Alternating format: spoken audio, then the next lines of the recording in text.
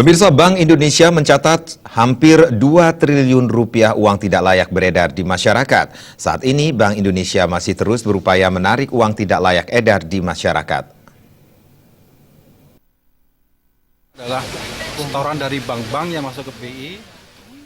Kepala Kantor Perwakilan Bank Indonesia Bali, Kausa Iman Karana menjelaskan, Bali sebagai etalase pariwisata dunia akan lebih indah jika uang kartal yang beredar dalam kondisi bersih dan tidak lusuh. Namun kenyataannya, masih banyak uang yang beredar dalam kondisi tidak layak karena dalam kondisi lusuh, lecek karena diremas-remas, diklip hingga dicoret-coret. Hal ini tentu bertentangan dengan kebijakan uang bersih dan layak edar di Bali yang dijalankan Bank Indonesia. Terkait hal tersebut, Bank Indonesia pun kini harus menjemput bola untuk langsung melakukan perburuan uang kartal lusuh di masyarakat. Dari setoran bank dan uang hasil sortiran Bank Indonesia per Jumat 21 Oktober lalu, telah terkumpul 2 triliun uang yang tidak layak edar. Uang lusuh yang kami kategorikan itu ada dua ya. Pertama adalah setoran dari bank-bank yang masuk ke BI, itu kemudian kedua adalah uang hasil sortiran kami.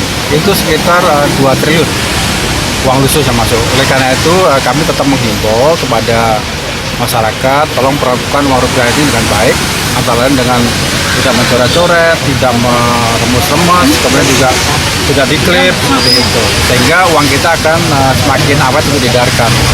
Nah, tentunya kalau uang beredar semakin cepat kembali ke BI dan menjadi lusuh, ini menjadi biaya kan, biaya lebih dicetakan. Jadi kita harus menukar dengan uang yang baru gitu. Untuk menukar uang baru kita harus mencetak baru lagi. Jadi biaya pencetakan.